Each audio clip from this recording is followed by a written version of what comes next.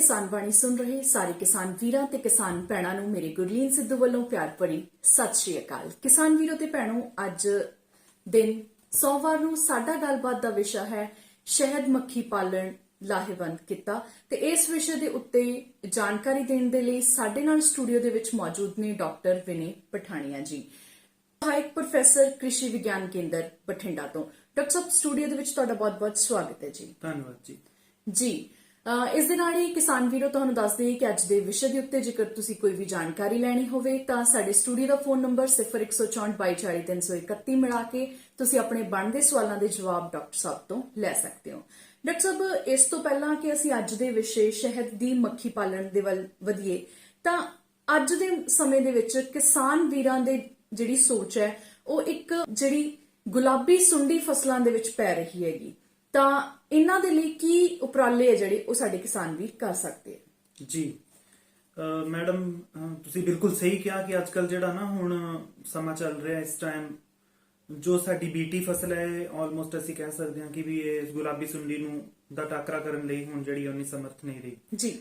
ਤੇ ਇਹਦੇ ਲਈ ਜਿਹੜਾ ਨਾ ਹੁਣ ਮਤਲਬ ਡਿਟੇਲਸ ਦੇ ਵਿੱਚ ਅਸੀਂ ਨੈਕਸਟ ਪ੍ਰੋਗਰਾਮ ਦੇ ਵਿੱਚ ਜਿਹੜਾ ਨਾ ਇਸ ਦਾ ਡਿਸਕਸ ਕਰਾਂਗੇ ਕਿ ਵੀ ਕਿਸ ਤਰ੍ਹਾਂ ਜਿਹੜਾ ਹੈ ਨਾ ਇਹਦੀ ਅਸੀਂ ਡਿਟੇਲ ਦੇ ਵਿੱਚ ਕਿ ਵੀ ਕਿਸ ਤਰ੍ਹਾਂ ਅਸੀਂ ਇਹਦੀ ਉਹ ਕਰਨੀ ਹੈਗੀ ਹੈ ਜੀ, ਬਚਾ ਕਿੱਦਾਂ ਕਰਨਾ ਹੈ ਜੀ। ਪਰੰਤੂ ਜਿਹੜਾ ਹਾਲ ਦੀ ਘੜੀ ਦੇ ਵਿੱਚ ਜੇ ਸਾਨੂੰ ਇੱਕ ਵੀ ਸੁੰਡੀ ਜੇ ਖੇਤ ਦੇ ਵਿੱਚ ਦਿਖਾਈ ਦਿੰਦੀ ਹੈ ਨਾ, ਫਿਰ ਅਸੀਂ ਸਿਫਾਰਿਸ਼ ਕੀਤੇ ਜਿਹੜੇ ਕੀਟਨਾਸ਼ਕ ਨੇ ਉਹਨਾਂ ਦਾ ਅਸੀਂ ਸਪਰੇ ਕਰਨਾ ਹੈ। ਪਰ ਜਿਹੜਾ ਇਸ ਤੋਂ ਬਾਅਦ ਹੈ ਸਾਨੂੰ ਐ ਲੱਗਦਾ ਹੈ ਕਿ ਵੀ ਗੁਲਾਬੀ ਸੁੰਡੀ ਹੁਣ ਨਰਮੇ ਦੀ ਫਸਲ ਜਦੋਂ ਖਤਮ ਹੋਣੀ ਹੈ ਉਸ ਤੋਂ ਬਾਅਦ ਜਿਹੜੀ ਹੈ ਉਹ ਖਤਮ ਹੋ ਜਾਂਦੀ ਹੈ ਜੀ। ਇਹ ਇਸ ਤਰ੍ਹਾਂ ਦਾ ਜਿਹੜਾ ਨਾ ਕਿ ਜੋ ਗੁਲਾਬੀ ਸੁੰਡੀ ਹੈ ਇਹ ਸਾਰਾ ਸਾਲ ਹੀ ਖੇਤਾਂ ਦੇ ਵਿੱਚ ਰਹਿੰਦੀ ਹੈ ਜੀ। ਦਿਸਦੀ ਸਾਨੂੰ ਸਿਰਫ ਕੇਵਲ ਹੁਣ ਹੀ ਸਾਨੂੰ ਸਿਰਫ ਦਿਖਾਈ ਦਿੰਦੀ ਹੈ, ਪਰੰਤੂ ਇਹ ਜੋ ਆਫ ਸੀਜ਼ਨ ਹੁੰਦਾ, ਸਰਦੀਆਂ ਦਾ ਟਾਈਮ ਹੁੰਦਾ ਹੈ ਮਈ ਜੂਨ ਤੱਕ, ਉਸ ਦੌਰਾਨ ਵੀ ਇਹ ਖੇਤਾਂ ਦੇ ਵਿੱਚ ਲੁਕੀ ਰਹਿੰਦੀ ਹੈ। ਡਿਟੇਲ ਦੇ ਵਿੱਚ ਜਿਹੜਾ ਨਾ ਅਗਲੇ ਪ੍ਰੋਗਰਾਮ 'ਚ ਇਹਦੇ ਬਾਰੇ ਅਸੀਂ ਜਾਣਕਾਰੀ ਜੀ।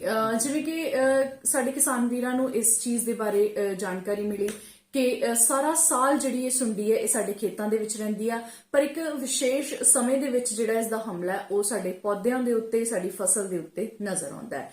ਡਾਕਟਰ ਸਾਹਿਬ, ਜੇਕਰ ਅੱਜ ਦੇ ਵਿਸ਼ੇ ਦੀ ਗੱਲ ਕਰੀਏ ਖਾਸ ਕਰਕੇ ਸ਼ਹਿਦ ਮੱਖੀ ਪਾਲਣ ਦੀ, ਤਾਂ ਮੱਖੀ ਪਾਲਣ ਦਾ ਜਿਹੜਾ ਕੰਮ ਹੈ ਉਹ ਸ਼ੁਰੂ ਕਰਨ ਦਾ ਇੱਕ ਖਾਸ ਸਮਾਂ ਜਾਂ ਇੱਕ ਢੁਕਵਾਂ ਸਮਾਂ ਕਿਹੜਾ ਮੰਨਿਆ ਜਾਂਦਾ ਹੈ? ਕਿਉਂਕਿ ਕੋਈ ਵੀ ਕਿੱਤਾ ਸਾਡੇ ਕਿਸਾਨ ਵੀਰ ਸ਼ੁਰੂ ਕਰਦੇ ਆ ਤਾਂ ਇਹ ਮੰਨਿਆ ਜਾਂਦਾ ਕਿ ਜੇਕਰ ਇਸ ਮੌਸਮ ਦੇ ਵਿੱਚ ਇਸ ਚੀਜ਼ ਦੀ ਸ਼ੁਰੂਆਤ ਕੀਤੀ ਜਾਵੇ ਤਾਂ ਇਹ ਵੱਧ ਵਧੀਆ ਰਹੇਗਾ। ਜੀ ਜੀ। ਤਾਂ ਮੱਖੀ ਪਾਲਣ ਦੇ ਲਈ ਜਾਂ ਸ਼ਹਿਦ ਦੀ ਮੱਖੀ ਪਾਲਣ ਦਾ ਅਸੀਂ ਜੇਕਰ ਕੰਮ ਕਰੀਏ ਤਾਂ ਕਿਹੜਾ ਸਮਾਂ ਜਿਹੜਾ ਵਧੇਰੇ ਢੁਕਵਾਂ ਮੰਨਿਆ ਜਾਂਦਾ ਹੈ? ਜੀ ਮੈਡਮ, ਵੈਸੇ ਤਾਂ ਲਿਟਰੇਚਰ ਕੀ ਕਹਿੰਦਾ, ਸਾਇੰਸ ਕਹਿੰਦੀ ਹੈ ਕਿ ਜਦੋਂ ਫੁੱਲ ਢੁਕਵਾਂ ਫੁੱਲ ਫਲਾਕਾ ਜਿਹੜਾ ਨਾ ਸ਼ਹਿਦ ਮੱਖੀਆਂ ਲਈ ਉਹ ਬਹੁਤ ਆਯਾਤ ਦੇ ਵਿੱਚ ਹੈਗਾ, ਉਸ ਟਾਈਮ ਜਿਹੜਾ ਨਾ ਸਭ ਤੋਂ ਢੁਕਵਾਂ ਸਮਾਂ ਹੁੰਦਾ ਹੈ। ਜੇ ਅਸੀਂ ਗੱਲ ਕਰੀਏ ਲਿਟਰੇਚਰ ਦੀ ਤਾਂ ਲਿਟਰੇਚਰ ਕਹਿੰਦਾ ਹੈ ਕਿ ਬਸੰਤ ਰੁੱਤ ਜਿਹੜੀ ਹੈ ਬਹੁਤ ਵਧੀਆ ਹੁੰਦੀ ਹੈ, ਪਰੰਤੂ ਜੇ ਅਸੀਂ ਆਪਣੇ ਇਲਾਕੇ ਦੀ ਇੱਧਰ ਦੀ ਮਾਲਵਾ ਖੇਤਰ ਦੀ ਗੱਲ ਕਰੀਏ ਜਾਂ ਇਹਦੇ ਨੇੜੇ ਤੇੜੇ ਦੇ ਜਿਹੜੇ ਇਲਾਕੇ ਹਨ, ਮੈਂ ਮੰਨਦਾ ਕਿ ਵੀ ਜਿਹੜਾ ਹੁਣ ਦਾ ਜਿਹੜਾ ਸਮਾਂ ਚੱਲ ਰਿਹਾ ਨਾ ਇਹ ਮੱਖੀ ਪਾਲਣ ਦਾ ਕਿੱਤਾ ਸ਼ੁਰੂ ਕਰਨ ਲਈ ਸਭ ਤੋਂ ਜ਼ਿਆਦਾ ਢੁਕਵਾਂ ਹੈ ਜੀ। ਇਹਦੇ ਚ ਕੀ ਹੈ ਕਿ ਕੁਝ ਕਾਰਨ ਨੇ ਕਿ ਅਸੀਂ ਇਹਨੂੰ ਢੁਕਵਾਂ ਕਿਉਂ ਕਹਿ ਸਕਦੇ ਹਾਂ। ਵੈਸੇ ਤਾਂ ਮੱਖੀ ਦਾ ਸ਼ਾਇਦ ਮੱਖੀ ਪਾਲਣ ਦਾ ਕਿੱਤਾ ਇੱਧਰ ਦੇ ਲੋਕੀ ਵੀ ਜਿਹੜਾ ਨਾ ਸ਼ੁਰੂ ਕਰ ਸਕਦੇ ਨੇ ਆਪਣੇ ਬਸੰਤ ਰੁੱਤ ਦੇ ਵਿੱਚ, ਪਰੰਤੂ ਜੇ ਹੁਣ ਅਸੀਂ ਸ਼ੁਰੂ ਕਰਾਂਗੇ ਤਾਂ ਸਾਨੂੰ ਜਿਹੜਾ ਨਾ ਉਹ ਕਿਉਂਕਿ ਹੁਣ ਅਸੀਂ ਨਵਾਂ ਕਿੱਤਾ ਸ਼ੁਰੂ ਕਰਨਾ ਹੈ ਜੀ। ਪਹਿਲਾਂ ਅਸੀਂ ਕਦੀ ਮੱਖੀ ਨੂੰ ਹੱਥ ਨਹੀਂ ਪਾਇਆ, ਹੁਣ ਅਸੀਂ ਹੌਲੀ ਜਿਹੜਾ ਨਾ ਹੁਣ ਮੱਖੀ ਨੂੰ ਅਸੀਂ ਸਟਾਰਟ ਕਰਨਾ ਹੈ ਪਾਲਣਾ। ਹੌਲੀ ਅਸੀਂ ਉਹਨੂੰ ਸਮਝਾਂਗੇ ਉਹਨੂੰ ਕਿਹਨਾਂ ਚੀਜ਼ਾਂ ਦੀ ਲੋੜ ਹੈ, ਕਿਹੜੀਆਂ ਸਮੱਸਿਆਵਾਂ ਆਉਂਦੀਆਂ ਨੇ। ਜੇ ਅਸੀਂ ਉਹ ਕੰਮ ਸ਼ੁਰੂ ਕਰਾਂਗੇ ਬਸੰਤ ਰੁੱਤ ਦੇ ਵਿੱਚ, ਬਸੰਤ ਰੁੱਤ ਤੋਂ ਇੱਕਦਮ ਬਾਅਦ ਜਿਹੜਾ ਨਾ ਇਸ ਇਲਾਕੇ ਜਿਹੜਾ ਨਾ ਡਰਥ ਪੀਰੀਅਡ ਆ ਜਾਂਦਾ ਹੈ। ਡਰਥ ਪੀਰੀਅਡ ਕਿ ਉਹ ਸਮਾਂ ਜਿਹੜਾ ਨਾ ਢੁਕਵਾਂ ਨਹੀਂ ਹੁੰਦਾ ਜੀ। ਉਸ ਦੌਰਾਨ ਜਿਹੜੀ ਹੈ ਨਾ ਫੁੱਲ ਫਲਾਕੇ ਦੀ ਥੋੜ ਹੁੰਦੀ ਹੈ ਜੀ। ਜੇ ਅਸੀਂ ਉਹੀ ਕਿੱਤਾ ਅੱਜ ਕੱਲ ਸ਼ੁਰੂ ਕਰ ਲਈਏ ਸਤੰਬਰ ਅਕਤੂਬਰ ਦੇ ਮਹੀਨੇ 'ਚ, ਇਸ ਦੌਰਾਨ ਕੀ ਹੁੰਦਾ ਹੈ ਕਿ ਹੁਣ ਜਿਹੜਾ ਨਾ ਫੁੱਲ ਫਲਾਕਾ ਫਲੋਰਾ ਜਿਹੜੀ ਬੀ ਫਲੋਰਾ ਉਹ ਬਹੁਤ ਜ਼ਿਆਦਾ ਸੰਖਿਆ ਦੇ ਵਿੱਚ ਜਿਹੜੀ ਹੈ ਨਾ ਮਿਲਣੀ ਸਾਨੂੰ ਸ਼ੁਰੂ ਹੋ ਜਾਂਦੀ ਹੈ। ਸਾਡੇ ਜੋ ਨੇੜਲੇ ਰਾਜ ਨੇ ਜਿਵੇਂ ਕਿ ਆਪਣਾ ਰਾਜਸਥਾਨ ਹੋ ਗਿਆ, ਹਰਿਆਣਾ ਹੋ ਗਿਆ, ਸਿਰਸਾ ਸਾਈਡ, ਇਸ ਸਾਈਡ ਜਿਹੜਾ ਢੁਕਵਾਂ ਫੁੱਲ ਫਲਾਕਾ ਕਾਫੀ ਮਾਤਰਾ ਦੇ ਵਿੱਚ ਇਸ ਟਾਈਮ ਮਿਲ ਜਾਂਦਾ ਸਾਨੂੰ। ਉਸ ਟਾਈਮ ਇਹਦਾ ਕੀ ਫਾਇਦਾ ਹੈ ਕਿ ਹੁਣ ਅਸੀਂ ਮੱਖੀਆਂ ਦਾ ਕਿੱਤਾ ਸ਼ੁਰੂ ਕਰ ਲਿਆ ਤੇ ਉਹ ਮਤਲਬ ਹੁਣ ਮਾਰਚ ਅਪ੍ਰੈਲ ਦੇ ਮਹੀਨੇ ਤੱਕ ਸਾਨੂੰ ਨਾ ਫੁੱਲ ਜਿਹੜੇ ਉਹ ਮਿਲਦੇ ਰਹਿਣੇ ਆ ਜੀ। 5-6 ਮਹੀਨੇ ਅਸੀਂ ਮੱਖੀਆਂ ਨੂੰ ਚੰਗੇ ਵਧੀਆ ਤਰੀਕੇ ਨਾਲ ਜਿਹੜਾ ਨਾ ਸਮਝਣ ਦਾ ਟਾਈਮ ਮਿਲ ਜਾਂਦਾ ਹੈ ਜੀ। ਉਹਨੇ ਤੱਕ ਜਿਹੜਾ ਨਾ ਥੋੜਾ ਐਕਸਪੀਰੀਅੰਸ ਜਿਹੜਾ ਬੀਕੀਪਰ ਗੇਨ ਕਰ ਲੈਂਦਾ। ਸਭ ਤੋਂ ਵੱਡਾ ਰੀਜ਼ਨ ਤਾਂ ਇਹੀ ਹੈ ਜੀ ਕਿ ਵੀ ਸਾਨੂੰ ਜਿਹੜਾ ਹੈ ਨਾ ਮੱਖੀਆਂ ਦਾ ਕਿੱਤਾ ਇਸ ਸੀਜ਼ਨ 'ਚ ਹੀ ਸ਼ੁਰੂ ਕਰ ਲੈਣਾ ਚਾਹੀਦਾ। ਹੋਰ ਵੀ ਕੁਝ ਕਾਰਨ ਨੇ ਕਿਉਂ ਇਸ ਸੀਜ਼ਨ ਦੇ ਵਿੱਚ ਕੀ ਆ, ਹੁਣ ਬਰਸਾਤ ਜਾ ਚੁੱਕੀ ਹੈ, ਗਰਮੀਆਂ ਜਾ ਚੁੱਕੀਆਂ ਨੇ, ਜੋ ਬਿਮਾਰੀਆਂ ਨੇ ਆਲਮੋਸਟ ਜਾਂ ਹੋਰ ਕੋਈ ਇਸ ਤਰ੍ਹਾਂ ਦੀਆਂ ਕੋਈ ਉਹਦੇ ਵਿੱਚ ਮਾਈਟ ਦੀ ਸਮੱਸਿਆ ਆਉਂਦੀ ਹੈ, ਇਸ ਤਰ੍ਹਾਂ ਦੀ ਸਮੱਸਿਆਵਾਂ ਜਿਹੜੀਆਂ ਨੇ ਇਸ ਸੀਜ਼ਨ ਦੇ ਵਿੱਚ ਘਟ ਜਾਂਦੀਆਂ ਨੇ। ਉਹਨਾਂ ਦਾ ਵਾਧਾ ਜਿਹੜਾ ਬਹੁਤ ਹੀ ਤੇਜ਼ੀ ਨਾਲ ਹੁੰਦਾ ਹੈ। ਜੀ ਦੂਜਾ ਇਹਦੇ ਵਿੱਚ ਕੀ ਹੈ ਕਿ ਟੈਂਪਰੇਚਰ ਜਿਹੜਾ ਹੈ ਇਸ ਟਾਈਮ ਹੁਣ ਉਹ ਵੀ ਫੇਵਰੇਬਲ ਹੋਣਾ ਸ਼ੁਰੂ ਹੋ ਜਾਣਾ ਹੈ। ਜੀ ਜਿਹੜੇ ਆਪਣੇ ਨਾਲ ਦੇ ਰਾਜ ਨੇ ਉੱਥੇ ਇੱਧਰ ਦੀ ਗੱਲ ਤਾਂ ਮੈਂ ਇੱਧਰ ਤਾਂ ਜਿਹੜਾ ਨਾ ਹੁਣ ਗਾਂ ਨੂੰ ਸ਼ੁਰੂ ਹੋਣਾ ਹੈ, ਤੋਰੀਆ ਵਗੈਰਾ ਲੱਗਣਾ ਸ਼ੁਰੂ ਹੋਣਾ ਹੈ। ਪਰ ਜਿਹੜੇ ਦੂਜੇ ਰਾਜ ਨੇ ਨਾ, ਰਾਜਸਥਾਨ ਵਗੈਰਾ ਹੋ ਗਿਆ, ਹਰਿਆਣਾ ਹਰੂਣਾ ਵਾਲੀ ਸਾਈਡ, ਇਸ ਸਾਈਡ ਫੁੱਲ ਫਲਾਕਾ ਤਾਂ ਕਾਫੀ ਮਾਤਰਾ 'ਚ ਮਿਲਦਾ, ਪਰ ਇੱਕ ਹੋਰ ਹੈ ਉਧਰ ਜਿਹੜੀਆਂ ਆਪਣੀਆਂ ਪੈਸਟੀਸਾਈਡ ਦੀਆਂ ਸਪਰੇਆਂ ਨੇ ਉਹ ਵੀ ਬਹੁਤ ਘੱਟ ਹੁੰਦੀਆਂ ਨੇ ਕੰਪੈਰੀਟਿਵਲੀ ਇੱਧਰ ਦੇ। ਤਾਂ ਇਹ ਬਹੁਤ ਹੀ ਮਤਲਬ ਇਹ ਕੁਝ ਫੈਕਟਰ ਨੇ ਜਿਹੜੇ ਕਿ ਰਲ ਮਿਲ ਕੇ ਇਸ ਸਮੇਂ ਨੂੰ ਨਾ ਬਹੁਤ ਹੀ ਢੁਕਵਾਂ ਬਣਾ ਦਿੰਦੇ ਨੇ ਸ਼ਹਿਦ ਮੱਖੀ ਪਾਲਣ ਲਈ। ਜੀ ਡਾਕਟਰ ਸਾਹਿਬ, ਜਿਵੇਂ ਕਿ ਤੁਸੀਂ ਗੱਲ ਕੀਤੀ ਕਿ ਜਿਹੜਾ ਚੱਲ ਰਿਹਾ ਸਮਾਂ ਹੈ ਇਹ ਸ਼ਹਿਦ ਮੱਖੀ ਪਾਲਣ ਦੇ ਲਈ, ਖਾਸ ਕਰਕੇ ਉਹਨਾਂ ਕਿਸਾਨ ਵੀਰਾਂ ਦੇ ਲਈ ਜਿਨ੍ਹਾਂ ਨੇ ਇਸ ਕਿੱਤੇ ਦੀ ਜਿਹੜੀ ਸ਼ੁਰੂਆਤ ਹੈ ਉਹ ਕਰਨੀ ਹੈ, ਉਹਨਾਂ ਦੇ ਲਈ ਵਧੇਰੇ ਢੁਕਵਾਂ ਹੈ। ਇਸ ਦੇ ਨਾਲ ਹੀ ਤੁਸੀਂ ਇਹ ਵੀ ਸਾਨੂੰ ਦੱਸਿਆ ਕਿ ਜਿਹੜਾ ਤਾਪਮਾਨ ਹੈ ਉਹ ਆਉਣ ਵਾਲੇ ਸਮੇਂ ਦੇ ਦੌਰਾਨ ਪੰਜਾਬ ਤੇ ਇਸ ਦੇ ਨਾਲ ਲੱਗਦੇ ਰਾਜਾਂ ਦੇ ਵਿੱਚ ਖਾਸ ਕਰਕੇ ਵਧੇਰੇ ਢੁਕਵਾਂ ਹੋ ਜਾਣਾ ਹੈ। ਤੇ ਜੇਕਰ ਰਾਜਸਥਾਨ, ਹਰਿਆਣਾ ਇਹਨਾਂ ਰਾਜਾਂ ਦੀ ਗੱਲ ਕਰੀਏ ਤਾਂ ਕਿਤੇ ਨਾ ਕਿਤੇ ਘੱਟ ਕੀਟਨਾਸ਼ਕਾਂ ਦੀ ਵਰਤੋਂ ਕਰਕੇ ਇਸ ਕਿੱਤੇ ਦਾ ਜਿਹੜਾ ਵਾਧਾ ਹੈਗਾ ਉਹ ਵਧੇਰੇ ਚੰਗੀ ਤਰੀਕੇ ਨਾਲ ਹੋ ਸਕਦਾ ਹੈ ਇਹਨਾਂ ਮਹੀਨਿਆਂ ਦੇ ਵਿੱਚ। ਇਸ ਤੋਂ ਇਲਾਵਾ ਜੇਕਰ ਨਵਾਂ ਕੰਮ ਸ਼ੁਰੂ ਕਰਨ ਵਾਲੇ ਮੱਖੀ ਪਾਲਕਾਂ ਦੀ ਗੱਲ ਕਰੀਏ ਤਾਂ ਕਿਤੇ ਨਾ ਕਿਤੇ ਕੋਈ ਨਾ ਕੋਈ ਗੱਲਾਂ ਜਿਹੜੀਆਂ ਜਿਨ੍ਹਾਂ ਦਾ ਖਾਸ ਤੌਰ ਦੇ ਉੱਤੇ ਸਾਡੇ ਕਿਸਾਨ ਵੀਰਾਂ ਨੂੰ ਖਿਆਲ ਰੱਖਣਾ ਪੈਂਦਾ, ਤਾਂ ਉਹ ਕਿਹੜੀਆਂ ਗੱਲਾਂ ਨੇ ਜਿਨ੍ਹਾਂ ਦਾ ਕੰਮ ਦੇ ਸ਼ੁਰੂਆਤ ਦੇ ਵੇਲੇ 'ਚ ਸਾਡੇ ਕਿਸਾਨ ਵੀਰਾਂ ਨੂੰ ਧਿਆਨ ਰੱਖਣਾ ਜ਼ਰੂਰੀ ਹੈ? ਦੇਖੋ, ਇਹ ਵਾਲਾ ਜੋ ਹੁਣ ਸੀਜ਼ਨ ਚੱਲ ਰਿਹਾ ਨਾ, ਇਸ ਦੌਰਾਨ ਅਸੀਂ ਕੰਮ ਤਾਂ ਸ਼ੁਰੂ ਕਰ ਲਿਆ, ਤਾਂ ਤੁਹਾਨੂੰ ਫੈਕਟਰ ਦੱਸੇ ਮੈਂ ਵੀ ਕਿਹੜੇ ਕਿਹੜੇ ਫੈਕਟਰ ਨੇ। ਇੱਕ ਹੋਰ ਮੇਨ ਫੈਕਟਰ ਜਿਹੜਾ ਮੈਂ ਡਿਸਕਸ ਕਰਨਾ ਚਾਹੁੰਦਾ ਵੀ ਸਾਨੂੰ ਜਿਹੜਾ ਨਾ ਹੁਣ ਬਹੁਤ ਉਹਦੇ ਵਿੱਚ ਜਿਹੜਾ ਬੀ ਫਲੋਰਾ ਜਿਹੜੀ ਮਿਲ ਰਹੀ ਹੈ, ਫੂਡ ਕਾਫੀ ਹੈ, ਪੋਲਨ ਵੀ ਬਹੁਤ ਆ ਰਿਹਾ ਹੈ, ਸ਼ਹਿਦ ਵੀ ਬਹੁਤ ਆ ਰਿਹਾ ਹੈ। ਇਹਦੇ ਕਾਰਨ ਕੀ ਹੁੰਦਾ ਨਾ, ਅਰਲੀ ਰਿਟਰਨ ਮਿਲਣੀ ਸ਼ੁਰੂ ਹੋ ਜਾਂਦੀ ਹੈ ਫਾਰਮਰ ਨੂੰ। ਜਿੰਨਾ ਉਹਨੇ ਪੈਸਾ ਬਕਸੇ ਖਰੀਦਣ 'ਚ ਲਗਾਇਆ ਸੀ ਉਹ ਸਾਰਾ ਪੈਸਾ ਉਹਨੂੰ ਛੇਤੀ ਤੋਂ ਛੇਤੀ ਜਿਹੜਾ ਨਾ ਮੁੜਨਾ ਸ਼ੁਰੂ ਹੋ ਜਾਂਦਾ ਹੈ ਕੰਪੈਰੀਟਿਵਲੀ ਜੇ ਅਸੀਂ ਆਪਣਾ ਕੰਮ ਸ਼ੁਰੂ ਕਰਾਂਗੇ ਮਾਰਚ ਅਪ੍ਰੈਲ ਦੇ ਮਹੀਨੇ 'ਚ। ਤੇ ਉਹਦੇ ਬਾਅਦ ਫਿਰ ਸਾਰੀ ਗਰਮੀਆਂ ਆ ਜਾਂਦੀਆਂ ਨੇ, ਚੀਨੀ ਪਾਊਗਾ, ਉਹ ਕਰੂਗਾ, ਉਹ ਟੁਕਮਾ ਫੁੱਲ ਫਲਾਕਾ ਨਹੀਂ ਮਿਲਦਾ ਉਹਨੂੰ, ਤਾਂ ਉਹ ਰਿਟਰਨ ਨਹੀਂ ਮਿਲਦੀ, ਉਹ ਕਿਤੇ ਨਾ ਥੋੜਾ ਜਿਹਾ ਨਿਰਾਸ਼ਾ ਜਿਹੜੀ ਹੈ ਨਾ ਉਹ ਮਨ ਦੇ ਵਿੱਚ ਆ ਜਾਂਦੀ ਹੈ। ਜੇ ਹੁਣ ਅਸੀਂ ਕੰਮ ਸ਼ੁਰੂ ਕਰਦੇ ਹਾਂ ਤਾਂ ਅਰਲੀ ਰਿਟਰਨ ਮਿਲਣ ਦੇ ਕਾਰਨ ਜਿਹੜਾ ਨਾ ਉਹਨੂੰ ਹੋਰ ਉਤਸ਼ਾਹ ਮਿਲਦਾ ਬੰਦੇ ਨੂੰ। ਇਸ ਕਰਕੇ ਅੱਛਾ, ਤੁਸੀਂ ਗੱਲ ਕਰ ਰਹੇ ਸੀ ਵੀ ਕਿਹੜੀਆਂ ਗੱਲਾਂ ਦਾ ਜਿਹੜਾ ਨਾ ਨਵੇਂ ਮੱਖੀ ਪਾਲਕਾਂ ਨੂੰ ਕੰਮ ਤਾਂ ਅਸੀਂ ਸ਼ੁਰੂ ਕਰ ਲਿਆ, ਬਿਲਕੁਲ, ਪਰ ਅਸੀਂ ਕਿਹੜੀਆਂ ਗੱਲਾਂ ਦਾ ਜਿਹੜਾ ਧਿਆਨ ਰੱਖਣਾ ਹੈ ਇਹਦੇ ਵਿੱਚ ਸਭ ਤੋਂ ਪਹਿਲਾਂ ਹੈ ਕਿ ਵੀ ਹੁਣ ਅਸੀਂ ਕੰਮ ਜਿਹੜਾ ਕਰਨਾ ਉਹ ਟ੍ਰੇਨਿੰਗ ਲੈ ਕੇ ਕਰਨਾ ਹੈ। ਟ੍ਰੇਨਿੰਗ ਸਾਨੂੰ ਪਤਾ ਹੋਣਾ ਚਾਹੀਦਾ। ਮੈਂ ਦੱਸਾਂਗਾ ਵੀ ਕਿੱਦਾਂ ਹੈ ਉਹਦਾ ਸਿਸਟਮ। ਉਹ ਤਾਂ ਚਲੋ ਹੋ ਗਈ ਸਾਈਡ 'ਚ। ਸਭ ਤੋਂ ਪਹਿਲਾਂ ਸਾਡਾ ਜੋ ਹੈ ਬਕਸਾ ਅਸੀਂ ਚੈੱਕ ਕਰਨਾ, ਉਹ ਰეკਮੈਂਡਡ ਲੱਕੜ ਦਾ ਹੋਣਾ ਚਾਹੀਦਾ ਜੀ। ਦੂਜਾ, ਉਹਦੇ ਡਾਈਮੈਂਸ਼ਨਸ ਬਿਲਕੁਲ ਠੀਕ ਹੋਣੇ ਚਾਹੀਦੇ। ਉਹ ਸਭ ਤੋਂ ਪਹਿਲਾਂ ਅਸੀਂ ਜੋ ਬਕਸਾ ਤੇ ਮੱਖੀ ਖਰੀਦਣੀ ਹੈ ਰਜਿਸਟਰਡ ਬੀ ਕੀਪਰਾਂ ਤੋਂ ਜਾਂ ਰਜਿਸਟਰਡ ਜਿਹੜੀਆਂ ਫਰਮਾਂ ਨੇ ਉਹਨਾਂ ਤੋਂ ਖਰੀਦਣੀ ਹੈ। ਇਹ ਅਸੀਂ ਦੱਸਦੇ ਹੁੰਦੇ ਹਾਂ ਜਦੋਂ ਸਾਡੇ ਕੋਲ ਬੀ ਕੀਪਰ ਟ੍ਰੇਨਿੰਗ ਕਰਨ ਆਉਂਦੇ ਨੇ। ਜੋ ਬਿਗਨਰਸ ਨੇ, ਜਦੋਂ ਸਾਡੇ ਕੋਲੋਂ ਟ੍ਰੇਨਿੰਗ ਲੈਂਦੇ ਅਸੀਂ ਫੁੱਲ ਫਲੈਸ਼ਡ ਉਹਨਾਂ ਨੂੰ ਜਾਣਕਾਰੀ ਦਿੰਦੇ ਹੁੰਦੇ ਹਾਂ। ਅਸੀਂ ਚੈੱਕ ਕਰਨਾ ਹੈ ਕਿ ਜੋ ਰਾਣੀ ਹੈਗੀ ਹੈ ਸਾਡੇ ਬਕਸੇ ਦੇ ਵਿੱਚ ਕੀ ਉਹ ਹੈਲਦੀ ਹੈ। ਕਿਉਂਕਿ ਇੱਕ ਹੈਲਦੀ ਰਾਣੀ ਹੋਏਗੀ, ਉਹ ਹੈਲਦੀ ਅੱਗੇ ਜਿਹੜੀ ਹੈ ਨਾ ਉਹਦੀ ਜਨਰੇਸ਼ਨ ਹੋਏਗੀ। ਕੀ ਸਾਡੀ ਰਾਣੀ ਬਿਮਾਰ ਤਾਂ ਨਹੀਂ, ਬੁੱਢੀ ਤਾਂ ਨਹੀਂ। ਇਹਦੇ ਕੁਝ ਜੋ ਨਵੀਂ ਰਾਣੀ ਦੇ ਲੱਛਣ ਹੁੰਦੇ ਆ, ਉਹ ਬਿਲਕੁਲ ਲਸਟਰਸ ਜਿਹੜੀ ਹੈ ਔਰ ਨਰੰਗੀ ਆਪਣੇ ਸੁਨਹਿਰੀ ਰੰਗ ਦੀ ਹੁੰਦੀ ਹੈ, ਉਹ ਹੈਲਦੀ ਹੁੰਦੀ ਹੈ। ਉਹਦੀ ਮਤਲਬ ਜਿਹੜੀ ਹੈ ਉਹ ਅਸੀਂ ਦੇਖਣਾ ਹੈ ਕਿ ਉਹ ਠੀਕ ਤਰ੍ਹਾਂ ਤੋਂ ਅੰਡਾ ਪਾ ਰਹੀ ਹੈ। ਜਦੋਂ ਅਸੀਂ ਬਕਸਾ ਖਰੀਦਣਾ, ਬਕਸਾ 8 ਤੋਂ 10 ਫਰੇਮਾਂ ਦਾ ਹੋਣਾ ਚਾਹੀਦਾ ਹੈ। ਉਹਦੇ ਵਿੱਚ ਜਿਹੜਾ ਹੈ ਨਾ ਫੁੱਲ ਟਾਈਟ ਮੱਖੀ ਹੋਣੀ ਚਾਹੀਦੀ ਹੈ। ਜਦੋਂ ਅਸੀਂ ਉਹ ਦੇਖਣਾ ਹੈ ਤਾਂ ਮੱਖੀ ਜਿਹੜੀ ਹੈ ਉਹ ਸ਼ਹਿਦ ਵੀ, ਉਹਦੇ ਵਿੱਚ ਸ਼ਹਿਦ ਦੇ ਭਰੇ ਹੋਏ ਫਰੇਮ ਵੀ ਹੋਣੇ ਚਾਹੀਦੇ ਨੇ। ਬਰੂਡ ਦਾ ਕੀ ਮਤਲਬ ਹੈ, ਉਹਦੇ ਵਿੱਚ ਆਪਣੇ ਬੱਚੇ, ਅੰਡੇ, ਲਾਰਵੇ ਜਿਹੜੇ ਨੇ, ਇਮੈਚੁਰ ਜਿਹੜੀਆਂ ਨੇ ਮਤਲਬ ਅਨਬਾਲਗ ਜੋ ਹੈ ਨੇ, ਮਤਲਬ ਆਪਣੀਆਂ ਸਟੇਜਾਂ ਉਹਦੇ ਵਿੱਚ ਮੌਜੂਦ ਹੋਣੀ ਚਾਹੀਦੀਆਂ ਨੇ। ਤੇ ਮੱਖੀ ਜਿਹੜੀ ਰਾਣੀ ਮੱਖੀ ਉਹ ਠੀਕ ਤਰੀਕੇ ਨਾਲ ਵੀ ਅੰਡਾ ਪਾ ਰਹੀ ਹੈ। ਇਹਨਾਂ ਚੀਜ਼ਾਂ ਦਾ ਸਾਨੂੰ ਖਾਸ ਧਿਆਨ ਰੱਖਣਾ ਚਾਹੀਦਾ। ਨਾਲ ਦੇ ਨਾਲ ਹੋਰ ਚੀਜ਼ਾਂ ਕਿਉਂਕਿ ਹੁਣ ਜਿਹੜਾ ਨਾ ਹੋ ਸਕਦਾ ਬਕਸੇ ਕਿੱਥੋਂ ਆ ਰਹੇ ਨੇ ਕੋਈ ਪਤਾ ਨਹੀਂ, ਉਹਦੇ ਵਿੱਚ ਕੋਈ ਬਿਮਾਰੀ ਤਾਂ ਨਹੀਂ, ਉਹਦੇ ਵਿੱਚ ਕਿਸੇ ਮਾਈਟ ਦਾ ਜਾਂ ਕਿਸੇ ਹੋਰ ਆਪਣੇ ਵਾਇਰਸ ਦਾ, ਬੈਕਟੀਰੀਆ ਦਾ ਹਮਲਾ ਤਾਂ ਨਹੀਂ। ਸੁੰਡੀਆਂ ਜਿਹੜੀਆਂ ਨੇ ਉਹ ਮਤਲਬ ਲਸਟਰਸ ਵਾਈਟ ਕਲਰ ਦੀਆਂ ਹੈਗੀਆਂ ਨੇ ਜਾਂ ਕਾਲੀਆਂ ਤਾਂ ਨਹੀਂ ਪੈ ਗਈਆਂ, ਕਿਤੇ ਉਹਨਾਂ ਨੂੰ ਬਿਮਾਰੀ ਤਾਂ ਨਹੀਂ ਲੱਗੀ ਹੋਈ। ਇਹਨਾਂ ਚੀਜ਼ਾਂ ਦਾ ਜਿਹੜਾ ਖਾਸ ਤਰੀਕੇ ਨਾਲ ਅਸੀਂ ਧਿਆਨ ਰੱਖਣਾ ਹੈ। ਦੂਜਾ, ਇਸ ਦੇ ਵਿੱਚ ਕੀ ਹੈ ਨਾ, ਹੋਰ ਅਸੀਂ ਜਦੋਂ ਵੀ ਮੱਖੀ ਰੱਖਣੀ, ਅਸੀਂ ਇਸ ਚੀਜ਼ ਦਾ ਇਨਸ਼ੋਰ ਕਰਨਾ ਹੈ ਕਿ ਵੀ ਉਧਰ ਇੱਕ ਤਾਂ ਆਪਣੀ ਜੋ ਬੀ ਫਲੋਰਾ ਹੈ ਉਹ ਕਾਫੀ ਜ਼ਿਆਦਾ ਹੈ, ਉਧਰ ਕੋਈ ਸਪਰੇ ਤਾਂ ਨਹੀਂ ਹੋ ਰਹੀ। ਕਿਉਂਕਿ ਅਸੀਂ ਬਕਸੇ ਤਾਂ ਰੱਖ ਦਿੰਦੇ ਹਾਂ, ਸਾਨੂੰ ਸਪਰੇ ਦਾ ਪਤਾ ਨਹੀਂ ਹੁੰਦਾ, ਕੋਈ ਸਪਰੇ ਕਰਕੇ ਚਲਾ ਗਿਆ ਆਪਣੀ ਫਸਲ ਤੇ, ਮੱਖੀ ਸਾਡੀ ਸਾਰੀ ਖਤਮ ਹੋ ਜਾਣੀ ਹੈ। ਉਹਦੇ ਨਾਲ ਨਾਲ ਖੁੱਲੀ ਧੁੱਪ ਉੱਥੇ ਹੋਣੀ ਚਾਹੀਦੀ ਹੈ, ਕਿਉਂਕਿ ਹੁਣ ਅੱਗੇ ਅੱਗੇ ਟੈਂਪਰੇਚਰ ਡਾਊਨ ਜਾਣਾ ਹੈ, ਮੱਖੀਆਂ ਨੂੰ ਧੁੱਪ ਦੀ ਲੋੜ ਪੈਣੀ ਹੈ। ਉਧਰ ਧੁੱਪ, ਖੁੱਲੀ ਧੁੱਪ ਹੋਣੀ ਚਾਹੀਦੀ ਹੈ। ਸਾਫ਼ ਪਾਣੀ ਦੀ ਜਿਹੜੀ ਉੱਥੇ ਉਹ ਇੰਤਜ਼ਾਮ ਹੋਣਾ ਚਾਹੀਦਾ, ਸਾਫ਼ ਵਗਦਾ ਪਾਣੀ ਉੱਥੇ ਹੋਣਾ ਚਾਹੀਦਾ ਹੈ। ਇਹ ਕੁਝ ਚੀਜ਼ਾਂ ਨੇ ਜਿਹੜੀਆਂ ਕਿ ਨਵੇਂ ਇੱਕ ਅੱਛਾ, ਨਾਲ ਦੇ ਨਾਲ ਉਹਨੂੰ ਮਾਰਕੀਟ ਦਾ ਵੀ ਧਿਆਨ ਕਰਨੇ ਪੈਣਾ ਹੈ ਜੀ। ਆਪਣੇ ਜਿਹੜੇ ਆਲਰੇਡੀ ਐਸਟੈਬਲਿਸ਼ਡ ਬੀ ਕੀਪਰ ਨੇ, ਜਿਹੜਾ ਕਿ ਵਧੀਆ ਕੰਮ ਕਰ ਰਹੇ ਨੇ, ਉਹਨਾਂ ਨਾਲ ਸੰਪਰਕ ਬਣਾਉਣ ਜੀ। ਇੱਕ ਦੋ ਛੋਟੇ ਛੋਟੇ ਬੀ ਕੀਪਰ ਜਿਹੜੇ ਨੇ ਅਸੀਂ ਸੁਜੈਸਟ ਕਰਦੇ ਹਾਂ ਟ੍ਰੇਨਿਜ਼ ਨੂੰ ਕਿ ਵੀ ਇੱਕਦਮ ਵੱਡਾ ਕੰਮ ਨਹੀਂ ਸ਼ੁਰੂ ਕਰਨਾ, ਕੁਝ ਬਕਸੇ ਲਾਓ, ਹੌਲੀ ਹੌਲੀ ਬੇਬੀ ਸਟੈਪ ਚ ਅੱਗੇ ਵਧੋ ਜੀ।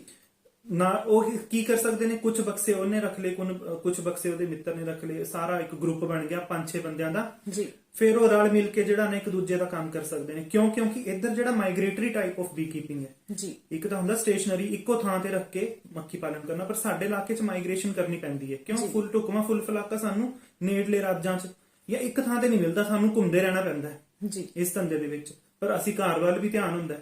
ਜੇ ਅਸੀਂ 3-4 ਜਣੇ ਰਲ ਮਿਲ ਕੇ ਕੰਮ ਕਰਾਂਗੇ ਤੇ 2-3 ਜਣੇ ਆਪਣੇ ਮੱਖੀ ਫਾਰਮ ਤੇ ਨੇ, 1-2 ਜਣੇ ਆਪਣੇ ਘਰ ਆ ਕੇ ਜੀ ਆਪਣੇ ਘਰ ਦੇ ਕੰਮ ਨਿਬੇੜ ਸਕਦੇ ਨੇ ਬਾਰੀ-ਬਾਰੀ। ਇਹ ਕੁਝ ਚੀਜ਼ਾਂ ਨੇ ਜਿਹੜੀਆਂ ਕਿ ਇਹਨਾਂ ਦਾ ਧਿਆਨ ਜਿਹੜਾ ਨਾ ਸ਼ੁਰੂਆਤ ਦੇ ਵਿੱਚ ਸਾਨੂੰ ਰੱਖਣਾ ਪੈਂਦਾ ਹੈ, ਇੱਕ ਪਲਾਨਿੰਗ ਬਣਾ ਕੇ ਚੱਲਣਾ ਪੈਂਦਾ ਹੈ ਜੀ। ਕਿਸਾਨ ਵੀਰ, ਇੱਕ ਵਾਰ ਤੁਹਾਨੂੰ ਫਿਰ ਦੱਸ ਦਈਏ, ਜੇਕਰ ਤੁਸੀਂ ਸ਼ਹਿਦ ਦੀਆਂ ਮੱਖੀਆਂ ਸੰਬੰਧੀ ਕੋਈ ਵੀ ਜਾਣਕਾਰੀ ਲੈਣੀ ਚਾਹੁੰਦੇ ਹੋ ਤਾਂ ਤੁਸੀਂ ਸਟੂਡੀਓ ਦਾ ਨੰਬਰ 0164240331 ਡਾਇਲ ਕਰਕੇ ਡਾਕਟਰ ਵਿਨੇ ਪਠਾਣੀਆ ਜੀ ਤੋਂ ਆਪਣੇ ਬਣਦੇ ਸਵਾਲਾਂ ਦੀ ਜਿਹੜੀ ਜਾਣਕਾਰੀ ਹੈ ਉਹ ਲੈ ਸਕਦੇ ਹੋ। ਡਾਕਟਰ ਸਾਹਿਬ, ਜਿਵੇਂ ਕਿ ਅਸੀਂ ਗੱਲ ਕੀਤੀ ਕਿ ਕਈ ਛੋਟੀਆਂ-ਛੋਟੀਆਂ ਗੱਲਾਂ ਨੇ ਪਰ ਬਹੁਤ ਅਹਿਮ ਹੁੰਦੀਆਂ ਨੇ, ਜਿਨ੍ਹਾਂ ਦਾ ਖਿਆਲ ਰੱਖਣਾ ਬਹੁਤ ਜ਼ਰੂਰੀ ਹੈ। ਖਾਸ ਕਰਕੇ ਜਿਵੇਂ ਕਿ ਤੁਸੀਂ ਗੱਲ ਕੀਤੀ ਕਿ ਜਿਨ੍ਹਾਂ ਥਾਵਾਂ ਦੇ ਉੱਤੇ ਮੱਖੀਆਂ ਨੂੰ ਰੱਖਿਆ ਜਾਣਾ ਹੈਗਾ, ਉਹਨਾਂ ਦਾ ਉਸ ਥਾਂ ਬਾਰੇ ਜਿਹੜੀ ਚੰਗੀ ਤਰ੍ਹਾਂ ਸਾਡੇ ਕਿਸਾਨ ਵੀਰ ਨੂੰ ਜਾਣਕਾਰੀ ਹੋਣੀ ਚਾਹੀਦੀ ਹੈ। ਉਸ ਨੂੰ ਇਸ ਚੀਜ਼ ਦਾ ਪਤਾ ਹੋਣਾ ਚਾਹੀਦਾ ਹੈ ਕਿ ਜਿਸ ਖੇਤ ਦੇ ਵਿੱਚ ਉਹ ਆਪਣੇ ਮੱਖੀਆਂ ਦੇ ਬਕਸੇ ਰੱਖ ਰਹੇ ਨੇ, ਕਿ ਨੇੜੇ ਦੇ ਦਿਨਾਂ ਵਿੱਚ ਉੱਥੇ ਕਿਸੇ ਕੀਟਨਾਸ਼ਕ ਦਵਾਈਆਂ ਦਾ ਛਿੜਕਾਅ ਤੇ ਨਹੀਂ ਕਿਸਾਨ ਵੱਲੋਂ ਕੀਤਾ ਜਾਣਾ, ਜਾਂ ਕਿਸੇ ਹੋਰ ਤਰ੍ਹਾਂ ਦੀਆਂ ਕੋਈ ਵੀ ਸਮੱਸਿਆਵਾਂ ਦਾ ਧਿਆਨ ਰੱਖਿਆ ਜਾਂਦਾ ਹੈ। ਇਸ ਤੋਂ ਪਹਿਲਾਂ ਕਿ ਅਸੀਂ ਅਗਲੇ ਸਵਾਲ ਦੇ ਵੱਲ ਵਧੀਏ, ਕਿ ਕਿਸਾਨ ਵੀਰ ਸਾਡੇ ਨਾਲ ਫੋਨ ਲਾਈਨ ਤੇ ਜੁੜੇ ਨੇ, ਉਹਨਾਂ ਦਾ ਸਵਾਲ ਲੈ ਲੈਂਦੇ ਹਾਂ। ਸਤਿ ਸ਼੍ਰੀ ਅਕਾਲ ਜੀ, ਆਪਣਾ ਨਾਮ ਤੇ ਪਿੰਡ ਦੱਸ ਦਿਓ ਜੀ। ਲక్ష్మణ ਸਿੰਘ ਜੀ, ਆਪਣਾ ਸਵਾਲ ਵੀ ਦੱਸ ਦਿਓ ਜੀ। ਸ਼ਹਿਦ ਦੀਆਂ ਮੱਖੀਆਂ ਬਾਰੇ ਕੀ ਜਾਣਨਾ ਚਾਹੁੰਦੇ ਹੋ ਜੀ? ਜੀ ਡਾਕਟਰ ਸਾਹਿਬ, ਇਹ ਪਹਿਲੀ ਵਾਰ ਮੱਖੀ ਪਾਲਣ ਦਾ ਜਿਹੜਾ ਧੰਦਾ ਉਹ ਕਰਨਾ ਚਾਹੁੰਦੇ ਨੇ। ਬਾਈ ਜੀ, ਤੁਸੀਂ ਟ੍ਰੇਨਿੰਗ ਲਈ ਹੋਈ ਹੈ ਮੱਖੀ ਪਾਲਣ ਦੀ? ਅੱਛਾ ਜੀ, ਠੀਕ ਹੈ ਜੀ। ਤੁਸੀਂ ਐ ਨਾ ਵੀ ਸਾਡੀ ਟ੍ਰੇਨਿੰਗਾਂ ਹੁਣ ਆਉਣ ਵਾਲੇ ਸਮੇਂ 'ਚ, ਕਿਉਂਕਿ ਇਸ ਟਾਈਮ ਬਹੁਤ ਜ਼ਿਆਦਾ ਬੀਕੀਪਰ ਕੰਮ ਸ਼ੁਰੂ ਕਰਦੇ ਨੇ, ਅਸੀਂ ਟ੍ਰੇਨਿੰਗਾਂ ਜਿਹੜੀਆਂ ਹੁਣ ਸ਼ੁਰੂ ਕਰਨ ਵਾਲੇ ਆ ਕੁਝ ਦਿਨਾਂ 'ਚ। ਤੁਸੀਂ 0164 22 15 619 ਨੰਬਰ ਨੋਟ ਕਰ ਲਓ। 0164 22 15 619 ਤੇ ਤੁਸੀਂ ਨਾ ਕਾਲ ਕਰਕੇ ਆਪਣਾ ਨਾਮ ਦਰਜ ਕਰਾ ਦੇਣਾ। ਸਭ ਤੋਂ ਪਹਿਲਾਂ ਤੁਸੀਂ ਟ੍ਰੇਨਿੰਗ ਲਾਓ, ਉਹਦੇ ਵਿੱਚ ਅਸੀਂ ਫੁੱਲ ਫਲੈਜ ਜਿਹੜੀ ਹੈ ਨਾ ਹਰ ਇੱਕ ਤਰ੍ਹਾਂ ਦੀ ABC ਤੋਂ ਲੈ ਕੇ ਮੱਖੀਆਂ ਦਾ ਸਭ ਕੁਝ ਜਿਹੜਾ ਨਾ ਜਾਣਕਾਰੀ ਦਿੰਨੇ ਹੁੰਦੇ ਆ, ਤੇ ਤੁਸੀਂ ਆਪਣਾ ਨਾਮ ਦਰਜ ਕਰਾ ਦੇਣਾ। ਅਸੀਂ ਡਿਟੇਲ ਦੇ ਵਿੱਚ ਤੁਹਾਨੂੰ ਜਿਹੜੀ ਟ੍ਰੇਨਿੰਗ ਦੇਵਾਂਗੇ ਜੀ। ਜੀ ਕਿਸਾਨ ਵੀਰਾਂ ਨੂੰ ਇਸ ਸੰਬੰਧੀ ਜਿਹੜੀ ਜਾਣਕਾਰੀ ਹੈ ਉਹ ਪ੍ਰੋਗਰਾਮ ਸਾਡੇ ਪਿੰਡ ਸਾਡੇ ਖੇਤ ਦੇ ਦੌਰਾਨ ਜ਼ਰੂਰ ਸਾਂਝੀ ਕੀਤੀ ਜਾਵੇਗੀ, ਕਿਉਂਕਿ ਸਾਡੇ ਨਾਲ ਅੱਜ ਕੀਟ ਵਿਗਿਆਨੀ ਨੇ ਜਿਹੜੇ ਉਹ ਸਟੂਡੀਓ ਦੇ ਵਿੱਚ ਮੌਜੂਦ ਨੇ, ਤੇ ਗੁਲਾਬੀ ਸੁੰਡੀ ਦਾ ਜੇਕਰ ਪ੍ਰਭਾਵ ਦੇਖੀਏ ਤਾਂ ਸਾਡੇ ਬਠਿੰਡਾ ਤੇ ਇਸ ਦੇ ਨਾਲ ਲੱਗਦੇ ਇਲਾਕਿਆਂ ਦੇ ਵਿੱਚ ਕਾਫੀ ਜ਼ਿਆਦਾ ਦੇਖਣ ਨੂੰ ਮਿਲ ਰਿਹਾ। ਤਾਂ ਇਸ ਵਿਸ਼ੇ ਨੂੰ ਵੀ ਡਾਕਟਰ ਸਾਹਿਬ ਆਪਾਂ ਜ਼ਰੂਰ ਕਿਸਾਨਾਂ ਦੀ ਮੰਗ ਤੇ ਧਿਆਨ ਦੇ ਵਿੱਚ ਰੱਖਾਂਗੇ, ਤਾਂ ਕਿ ਇਸ ਨੂੰ ਜ਼ਰੂਰ ਇਹਨਾਂ ਦੇ ਨਾਲ ਸਾਂਝਾ ਕੀਤਾ ਜਾ ਸਕੇ। ਇਸ ਤੋਂ ਪਹਿਲਾਂ ਅਸੀਂ ਗੱਲ ਕਰ ਰਹੇ ਸੀਗੇ ਕਿ ਕਿਹੜੀਆਂ ਗੱਲਾਂ ਨੇ ਜਿਨ੍ਹਾਂ ਦਾ ਧਿਆਨ ਰੱਖਣਾ ਹੈ। ਜਿਵੇਂ ਕਿ ਬਹੁਤ ਅਹਿਮ ਤੁਸੀਂ ਗੱਲ ਕੀਤੀ ਕਿ ਜਿਸ ਲੱਕੜ ਦੇ ਬਕਸੇ ਤਿਆਰ ਕੀਤੇ ਜਾਂਦੇ ਆ ਉਹ ਵੀ ਇੱਕ ਖਾਸ ਕਿਸਮ ਦੀ ਲੱਕੜ ਹੈ, ਤੇ ਉਸ ਦੀ ਹੀ ਵਰਤੋਂ ਬਕਸੇ ਤਿਆਰ ਕਰਨ ਦੇ ਲਈ ਕੀਤੀ ਜਾਣੀ ਚਾਹੀਦੀ ਹੈ। ਉਸ ਦੇ ਵਿੱਚ ਇੱਕ ਖਾਸ ਮਾਤਰਾ ਦੇ ਵਿੱਚ ਖਾਸ ਕਰਕੇ 8 ਤੋਂ 10 ਜਿਹੜੇ ਫਰੇਮ ਨੇ ਉਹ ਪਾਏ ਜਾਣੇ ਚਾਹੀਦੇ ਨੇ। ਫਰੇਮ ਪੂਰੀ ਚੰਗੀ ਤਰ੍ਹਾਂ ਨਾਲ ਮੱਖੀਆਂ ਦੇ ਨਾਲ ਭਰੇ ਹੋਣੇ ਚਾਹੀਦੇ ਨੇ। ਇਸ ਦੇ ਨਾਲ ਹੀ ਅਸੀਂ ਜੇਕਰ ਅਗਲੇ ਸਵਾਲ ਦੇ ਵੱਲ ਵਧੀਏ, ਜਿਵੇਂ ਕਿ ਰੁੱਤਾਂ ਦੀ ਅਸੀਂ ਗੱਲ ਕੀਤੀ ਕਿ ਇਸ ਮੌਸਮ ਦੇ ਵਿੱਚ ਜੇਕਰ ਮੱਖੀ ਪਾਲਣ ਦਾ ਧੰਦਾ ਸ਼ੁਰੂ ਕੀਤਾ ਜਾਂਦਾ ਤਾਂ ਉਹ ਮਾਰਚ ਅਪ੍ਰੈਲ ਦੇ ਨਾਲੋਂ ਕਿਤੇ ਨਾ ਕਿਤੇ ਵੱਧ ਮੁਨਾਫੇ ਵਾਲਾ ਹੁੰਦਾ ਸਾਡੇ ਕਿਸਾਨ ਵੀਰਾਂ ਦੇ ਲਈ।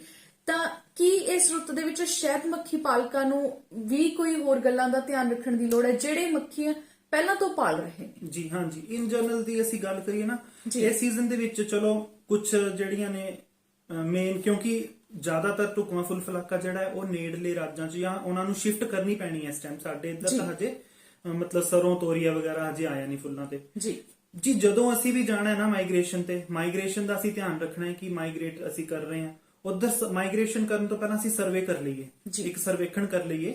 ਜੀ ਮੰਨ ਲਓ ਅਸੀਂ ਕੋਟਾ ਜਾਣਾ ਹੈ ਜਾਂ ਹੋਰ ਸਿਰਸਾ ਵਾਲੀ ਜਾਂ ਦੂਜੇ ਹੋਰ ਕਿਤੇ ਜਾਣਾ ਹੈ ਜੀ ਉਧਰ ਅਸੀਂ ਪਤਾ ਕਰ ਲਈਏ ਕਿ ਵੀ ਪਿਛਲੇ ਸਾਲ ਤਾਂ ਚਲੋ ਉਧਰ ਵਧੀਆ ਫੁੱਲ ਫਲਾਕਾ ਹੋ ਰਿਹਾ ਸੀ, ਕੀ ਇਸ ਸਾਲ ਵੀ ਉਧਰ ਉਹੀ ਸਿਨੈਰੀਓ ਹੈ ਜੀ ਕਿ ਲੋਕਾਂ ਨੇ ਕੋਈ ਹੋਰ ਤਾਂ ਨਹੀਂ ਫਸਲ ਬੀਜ ਲਈ, ਅਸੀਂ ਐ ਨਾ ਵੀ ਬਕਸੇ ਲੈ ਕੇ ਚਲੇ ਜਾਈਏ ਉੱਥੇ ਕੁਝ ਹੋਰ ਹੀ ਲਾਇਆ ਹੋਵੇ। ਜੀ ਬਾਅਦ ਅਸੀਂ ਹੋਰ ਕੀ ਕਰਨਾ ਹੈ, ਅਸੀਂ ਲਿੰਕ ਵੀ ਬਣਾਣੇ ਆ ਉੱਥੇ।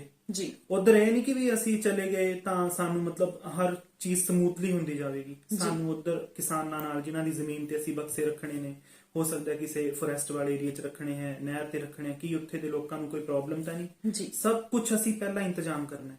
ਹੋਰ ਅਸੀਂ ਇਨਸ਼ੋਰ ਕਰਨਾ ਹੈ ਕਿ ਜਿਹੜੇ ਖੇਤ ਨੇੜੇ ਤੇੜੇ ਦੇ ਹੈਗੇ ਉਹ ਫਾਰਮਰਾਂ ਨਾਲ, ਉਧਰ ਦੇ ਕਿਸਾਨਾਂ ਨਾਲ ਅਸੀਂ ਜੋ ਹੈ ਉਹ ਲਿੰਕ ਆਪਣਾ ਬਣਾਉਣਾ ਹੈ, ਠੀਕ ਹੈ ਨਾ। ਉਹਨਾਂ ਨੂੰ ਬੋਲਣਾ ਹੈ ਜਾਂ ਉਹਨਾਂ ਨੂੰ ਦੱਸਣਾ ਹੈ ਕਿ ਅਸੀਂ ਰੇ ਸਪਰੇ ਨਹੀਂ ਕਰਨੀ ਹਜੇ, ਜੋ ਅਸੀਂ ਸਪਰੇ ਕਰਨੀ ਹੈ ਤਾਂ ਸਾਨੂੰ ਕੁਝ ਉਹਨਾਂ ਨੂੰ ਇੰਪੋਰਟੈਂਸ ਵੀ ਦੱਸਣੀ ਹੈ ਕਿ ਅਸੀਂ ਮੱਕੀ ਰੱਖਾਂਗੇ ਕਿ ਜਿਹੜੀਆਂ ਇਹ ਵਾਲੀਆਂ ਆਪਣੀਆਂ ਫਸਲਾਂ ਹੁੰਦੀਆਂ ਨਾ ਤੇਲ ਵਾਲੀਆਂ ਫਸਲਾਂ, ਜੀ ਸਰੋਂ ਤੋਰੀਆ ਵਗੈਰਾ, ਇਹਨਾਂ ਦੇ ਵਿੱਚ ਤਾਂ 120% ਤੱਕ ਜਿਹੜਾ ਨਾ ਝਾੜ ਦੇ ਵਿੱਚ ਵਾਧਾ ਹੁੰਦਾ ਹੈ।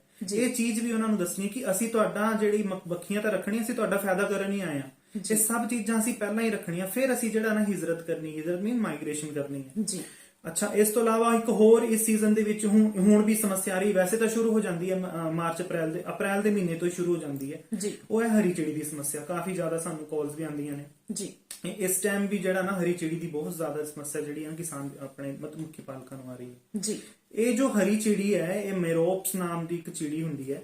ਇਹ ਕੀ ਕਰਦੀ ਹੈ ਕਿ ਜਦੋਂ ਮੱਖੀ ਲੈਂਡ ਕਰਦੀ ਹੈ ਨਾ, ਜਾਂ ਬਕਸੇ ਤੋਂ ਨਿਕਲ ਕੇ ਉੱਡਣ ਲੱਗੀ ਹੈ ਜਾਂ ਫਿਰ ਬਕਸੇ ਦੇ ਅੰਦਰ ਵੜ ਰਹੀ ਹੈ, ਜੀ ਉਸ ਟਾਈਮ ਹੀ ਜਿਹੜੀਆਂ ਨੇ ਚਿੜੀਆਂ ਜਿਹੜੀਆਂ ਨੇ ਉਹਦੇ ਉੱਤੇ ਹਮਲਾ ਕਰ ਦਿੰਦੀਆਂ ਨੇ। ਜੀ ਪਰ ਇਹ ਚਿੜੀ ਜੋ ਹੈ ਨਾ, ਇਹ ਨਾਲ ਦੇ ਨਾਲ ਇੱਕ ਮਤਲਬ ਬਾਇਓਲੋਜੀਕਲ ਕੰਟਰੋਲ ਏਜੰਟ ਵੀ ਹੈ। ਇਹ ਮਿੱਤਰ ਚਿੜੀ ਹੈ ਸਾਡੀ। ਜੀ ਇੱਕ ਜਿੱਦਾਂ ਟਿੱਡੀ ਦਲ ਜਾਂ ਹੋਰ ਜਿਹੜੇ ਆਪਣੇ ਨੁਕਸਾਨਦਾਇਕ ਜੀਵ ਜੰਤੂ ਉਹਨਾਂ ਨੂੰ ਵੀ ਖਾਂਦੀ ਹੈ, ਜੀ ਪਰ ਉਹਦੇ ਨਾਲ ਨਾਲ ਹੁਣ ਇਹ ਮੱਖੀਆਂ ਨੂੰ ਵੀ ਖਾ ਰਹੀ ਹੈ। ਦੂਜਾ ਹੁਣ ਵਾਈਲਡ ਲਾਈਫ ਪ੍ਰੋਟੈਕਸ਼ਨ ਐਕਟ ਵੀ ਹੈ। ਅਸੀਂ ਚਿੜੀ ਦਾ ਕਰ ਕੁਝ ਨਹੀਂ ਸਕਦੇ।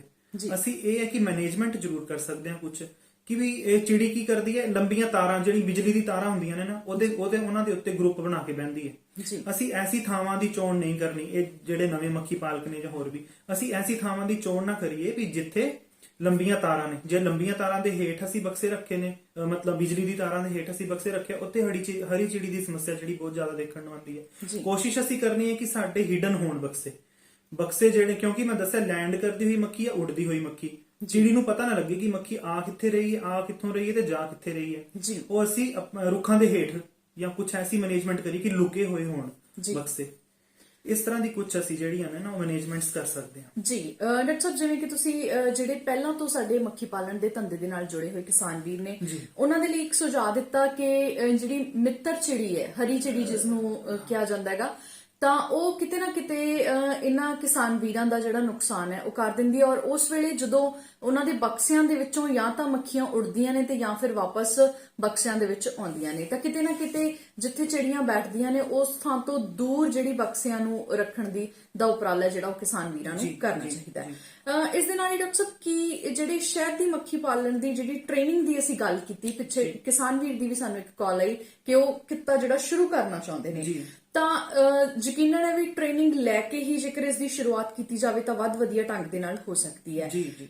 ਤੇ ਜੇਕਰ ਟ੍ਰੇਨਿੰਗ ਬਾਰੇ ਅਸੀਂ ਜਾਣਕਾਰੀ ਸਾਂਝੀ ਕਰੀਏ ਕਿ ਇਹ ਟ੍ਰੇਨਿੰਗ ਕਿੱਥੋਂ ਲਈ ਜਾ ਸਕਦੀ ਹੈ, ਕਿਵੇਂ ਲਈ ਜਾ ਸਕਦੀ ਹੈ, ਜਾਂ ਕੀ ਸਮਾਂ ਜਿਹੜਾ ਉਹ ਰੱਖਿਆ ਜਾਣਾ ਹੈਗਾ। ਜੀ ਮੈਡਮ, ਸਾਡੇ ਕ੍ਰਿਸ਼ੀ ਵਿਗਿਆਨ ਕੇਂਦਰ 'ਚ ਵੈਸੇ ਤਾਂ ਸਾਰਾ ਸਾਲ ਸਾਰਿਆਂ ਕਿੱਤਿਆਂ ਦੇ ਉੱਤੇ ਟ੍ਰੇਨਿੰਗ ਜਿਹੜੀ ਉਹ ਦਿੱਤੀ ਜਾਂਦੀ ਹੈ। ਜੀ ਮਧੂਮੱਖੀ ਪਾਲਣ ਦੀ ਗੱਲ ਕਰ ਲਈਏ, ਇਸ ਤੋਂ ਇਲਾਵਾ ਜੋ ਹੈ ਖੁੰਭ ਉਤਪਾਦਨ, ਫਿਰ ਆਪਣਾ ਬੱਕਰੀ ਪਾਲਣ, ਸੂਰ ਪਾਲਣ, ਡੇਰੀ, ਇਸ ਤਰ੍ਹਾਂ ਦੀ ਕਈ ਤਰ੍ਹਾਂ ਦੇ ਸਹਾਇਕ ਧੰਦੇ ਕਿਸਾਨ ਬੀਬੀਆਂ ਲਈ, ਅਚਾਰ ਚਟਨੀ ਮੁਰੱਬੇ, ਸਿਲਾਈ ਕਢਾਈ ਦੀ ਟ੍ਰੇਨਿੰਗ ਆਉਂਦੀ। ਜੇ ਅਸੀਂ ਗੱਲ ਕਰੀਏ ਨਾ ਟ੍ਰੇਨਿੰਗਾਂ ਦੀ, ਤਾਂ ਸਭ ਤੋਂ ਪਹਿਲਾਂ ਕਿਸਾਨ ਵੀਰ ਨੂੰ ਕੀ ਕਰਨਾ ਚਾਹੀਦਾ, ਫੋਨ ਨੰਬਰ ਮੈਂ ਮੁੜ ਕੇ ਨੋਟ ਕਰਵਾ ਦਵਾਂ, 01642215 ਇਸ ਫੋਨ ਨੰਬਰ ਦੇ ਉੱਤੇ, ਜਾਂ ਫਿਰ ਜਿਹੜਾ ਨਾ ਕਿਸਾਨ ਵੀਰ ਪਰਸਨਲੀ ਆ ਕੇ ਵੀ ਆਪਣਾ ਨਾਮ ਜਿਹੜਾ ਉਹ ਦਰਜ ਕਰਾ ਸਕਦੇ ਨੇ। ਆਪਣੇ ਅਸੀਂ ਰਜਿਸਟਰ ਕਰ ਲੈਣੇ ਹੁੰਦੇ ਆ ਨਾ। ਜਦੋਂ ਸਾਡੇ ਕੋਲ 30-40 ਬੰਦਿਆਂ ਦਾ ਇੱਕ ਬੈਚ ਤਿਆਰ ਹੋ ਜਾਂਦਾ, ਅਸੀਂ ਸਾਰਿਆਂ ਨੂੰ ਕਾਲ ਕਰਕੇ ਜਿਹੜਾ ਬੁਲਾ ਲੈਂਦੇ ਆ। ਮੇਲ ਜਿਹੜੇ ਟ੍ਰੇਨਿਜ਼ ਹੁੰਦੇ ਨੇ ਉਹਨਾਂ ਦੀ 50 ਰੁਪਏ ਫੀਸ ਹੁੰਦੀ ਹੈ। ਫੀਮੇਲਸ ਲਈ ਐਗਜ਼ੰਪਸ਼ਨ ਹੈਗੀ ਆ, ਉਹ ਫ੍ਰੀ ਆਫ ਕੋਸਟ ਅਸੀਂ ਬੀਬੀਆਂ ਨੂੰ ਜਿਹੜੀ ਹੈ ਭੈਣਾਂ ਨੂੰ ਟ੍ਰੇਨਿੰਗ ਦਿੰਨੇ ਹੁੰਦੇ ਆ। ਫਿਰ ਉਹ ਟ੍ਰੇਨਿੰਗ ਲੈ ਕੇ ਜਿਹੜਾ 5-7 ਦਿਨਾਂ ਦੀ ਰਜਿਸਟਰਡ ਹੁੰਦੀ ਹੈ, ਸਰਟੀਫਾਈਡ ਟ੍ਰੇਨਿੰਗ ਹੁੰਦੀ ਹੈ। ਇਸ ਤੋਂ ਬਾਅਦ ਅਸੀਂ ਉਹਨਾਂ ਨੂੰ ਸਰਟੀਫਿਕੇਟ ਵੀ ਦਿੰਨੇ ਹੁੰਦੇ ਆ। ਤੇ ਇਸ ਟ੍ਰੇਨਿੰਗ ਦੇ ਵਿੱਚ ਅਸੀਂ ਨਾ ਫੁੱਲ ਫਲੈਜ ਜਾਣਕਾਰੀ ਮਤਲਬ ਇਵਨ ਕਿ ਕਿਸ ਤਰ੍ਹਾਂ ਅਸੀਂ ਧੰਦਾ ਸ਼ੁਰੂ ਕਰਨਾ ਹੈ, ਮਾਰਕੀਟਿੰਗ ਕਿਸ ਤਰ੍ਹਾਂ ਕਰਨੀ ਹੈ, ਅਸੀਂ ਡਿਪਾਰਟਮੈਂਟ ਹਾਰਟੀਕਲਚਰ ਡਿਪਾਰਟਮੈਂਟ ਵਾਲਿਆਂ ਨੂੰ ਉੱਥੇ ਬੁਲਾਉਂਦੇ ਹੁੰਦੇ ਆ, ਸਾਰੇ ਮਤਲਬ ਇੱਕ ਤਰ੍ਹਾਂ ਦੀ ਅਸੀਂ ਮਤਲਬ ਹਰ ਇੱਕ ਤਰ੍ਹਾਂ ਦੀ ਜਾਣਕਾਰੀ ਜਿਹੜੀ ਟ੍ਰੇਨਿੰਗ ਦੇ ਵਿੱਚ ਦਿੰਦੇ ਹਾਂ। ਜਿੰਨੀ ਵੀ ਲੋੜ ਹੈ ਸਾਡੇ ਕਿਸਾਨ ਵੀਰਾਂ ਨੂੰ ਆਲੇ ਦੁਆਲੇ ਬਾਰੇ ਜਾਣਨ ਦੀ, ਫੁੱਲਾਂ ਦੀ ਜਾਣਕਾਰੀ ਬਾਰੇ, ਉਹ ਹਰ ਤਰ੍ਹਾਂ ਦੀ ਜਿਹੜੀ ਜਾਣਕਾਰੀ ਹੈ ਉਹ ਇਸ ਟ੍ਰੇਨਿੰਗ ਦੇ ਦੌਰਾਨ ਸਾਂਝੀ ਕੀਤੀ ਜਾਂਦੀ ਹੈ। ਇੱਕ ਵਾਰੀ ਕਿਸਾਨ ਵੀਰਾਂ ਨੂੰ ਫਿਰ ਦੱਸ ਦਈਏ, ਜਿਹੜੇ ਕਿਸਾਨ ਵੀਰ ਚਾਹਵਾਨ ਨੇ ਸ਼ਹਿਦ ਦੀ ਮੱਖੀ ਦੀ ਟ੍ਰੇਨਿੰਗ ਲੈਣ ਦੇ ਲਈ, ਉਹ ਕ੍ਰਿਸ਼ੀ ਵਿਗਿਆਨ ਕੇਂਦਰ ਦੇ ਫੋਨ ਨੰਬਰ 01642215 ਤੇ ਸੰਪਰਕ ਕਰ ਸਕਦੇ ਨੇ, ਜਿਹੜੀ ਕਿ ਆਪਣਾ ਨਾਮ ਹੈ ਜਿਹੜਾ ਉਹ ਰਜਿਸਟਰ ਕਰਵਾ ਸਕਦੇ ਨੇ ਜੇਕਰ ਉਹ ਸ਼ਹਿਦ ਦੀ ਮੱਖੀ ਪਾਲਣ ਦੀ ਟ੍ਰੇਨਿੰਗ ਹੈ ਜਿਹੜੀ ਉਹ ਲੈਣੀ ਚਾਹੁੰਦੇ ਨੇ। ਇਸ ਤੋਂ ਇਲਾਵਾ ਜੇਕਰ ਉਹ ਨਿੱਜੀ ਤੌਰ ਦੇ ਉੱਤੇ ਜਾ ਕੇ ਕ੍ਰਿਸ਼ੀ ਵਿਗਿਆਨ ਕੇਂਦਰ ਬਠਿੰਡਾ ਵਿਖੇ ਆਪਣਾ ਨਾਮ ਦਰਜ ਕਰਾਉਣਾ ਚਾਹੁੰਦੇ ਨੇ ਤਾਂ ਉਹ ਇਸ ਮਾਧਿਅਮ ਰਾਹੀਂ ਵੀ ਕਰਾ ਸਕਦੇ ਨੇ। ਕਿਸਾਨ ਵੀਰਾਂ ਦੇ ਲਈ ਇਸ ਟ੍ਰੇਨਿੰਗ ਦੀ ਜਿਹੜੀ ਫੀਸ ਹੈ ਉਹ 50 ਰੁਪਏ ਰੱਖੀ ਗਈ ਹੈ, ਪਰ ਜੇਕਰ ਕੋਈ ਕਿਸਾਨ ਬੀਬੀ ਇਸ ਟ੍ਰੇਨਿੰਗ ਨੂੰ ਲੈਣ ਦੀ ਚਾਹਵਾਨ ਹੈ ਤਾਂ ਉਹਨਾਂ ਦੇ ਲਈ ਮੁਫਤ ਜਿਹੜੀ ਇਹ ਟ੍ਰੇਨਿੰਗ ਹੈ ਉਹ ਦਿੱਤੀ ਜਾਂਦੀ ਹੈ। ਤੇ ਇਸ ਦਿਨ ਤੋਂ ਇਲਾਵਾ ਇਸ ਟ੍ਰੇਨਿੰਗ ਦਾ ਇਹ ਵੀ ਫਾਇਦਾ ਹੈ ਕਿ ਜਿਹੜਾ ਸਰਟੀਫਿਕੇਟ ਹੈ ਉਹ ਵੀ ਇਸ ਟ੍ਰੇਨਿੰਗ ਦਾ ਦਿੱਤਾ ਜਾਂਦਾ ਹੈ, ਜਿਸ ਦਾ ਮੁਨਾਫਾ ਸਾਡੇ ਕਿਸਾਨ ਵੀਰਾਂ ਨੂੰ ਵਧੇਰੇ ਹੁੰਦਾ ਹੈ। ਇਸ ਤੋਂ ਇਲਾਵਾ ਹੋਰ ਕਿਹੜੀਆਂ-ਕਿਹੜੀਆਂ ਗੱਲਾਂ ਨੇ ਜਿਹੜੀਆਂ ਟ੍ਰੇਨਿੰਗ ਦੌਰਾਨ ਕੀਤੀਆਂ ਜਾਂਦੀਆਂ ਨੇ, ਜਾਂ ਆਉਣ ਵਾਲੇ ਸਮੇਂ ਦੇ ਵਿੱਚ ਕਿਸਾਨ ਵੀਰਾਂ ਦੇ ਲਈ ਕੋਈ ਹੋਰ ਲਾਹੇਵੰਦ ਚੀਜ਼ ਜਿਹੜੀ ਅਸੀਂ ਇਸ ਪ੍ਰੋਗਰਾਮ ਦੌਰਾਨ ਸਾਂਝੀ ਕਰ ਸਕਦੇ ਹਾਂ? ਜੀ, ਇੱਕ ਬਹੁਤ ਹੀ ਇੰਪੋਰਟੈਂਟ ਹੈਗੀ ਇਨਫੋਰਮੇਸ਼ਨ ਕਿ ਪਰਸੋਂ ਜਿਹੜਾ ਨਾ ਆਪਣਾ ਬਠਿੰਡੇ ਦਾ ਜਿਹੜਾ ਹੈ ਉਹ ਕਿਸਾਨ ਮੇਲਾ ਵੀ ਅਸੀਂ ਜਿਹੜਾ ਆਰਗੇਨਾਈਜ਼ ਕਰਨ ਜਾ ਰਹੇ ਹਾਂ ਜੀ। ਇਹ ਵਰਚੁਅਲ ਕਿਸਾਨ ਮੇਲਾ ਹੈਗਾ। ਇਹ ਆਪਣੇ ਕਿਸਾਨ ਵੀਰ ਜਿਹੜੇ ਆਪਣੇ ਸਮਾਰਟਫੋਨ ਐਂਡਰੋਇਡ ਦੇ ਰਾਹੀਂ ਵੀ ਦੇਖ ਸਕਦੇ ਨੇ ਜੀ। ਤੇ ਦੇਖਣ ਲਈ ਜਿਹੜਾ ਨਾ PAU ਵੈਬਸਾਈਟ ਦੇ ਉੱਤੇ ਜਾ ਸਕਦੇ ਨੇ ਜੀ। ਪੰਜਾਬ ਐਗਰੀਕਲਚਰ ਯੂਨੀਵਰਸਿਟੀ, ਪੰਜਾਬ ਖੇਤੀਬਾੜੀ ਯੂਨੀਵਰਸਿਟੀ ਆਪਣਾ ਵੈਬਸਾਈਟ ਤੇ ਪਾਣਾ। ਇਸ ਤੋਂ ਇਲਾਵਾ ਫੇਸਬੁੱਕ ਦੀ ਸਾਰੇ ਮੈਨੂੰ ਲੱਗਦਾ ਕਿ ਕਿਸਾਨ ਵੀਰਾਂ ਨੂੰ ਹੁਣ ਪਤਾ ਹੀ ਹੈ WhatsApp ਫੇਸਬੁੱਕ ਦਾ।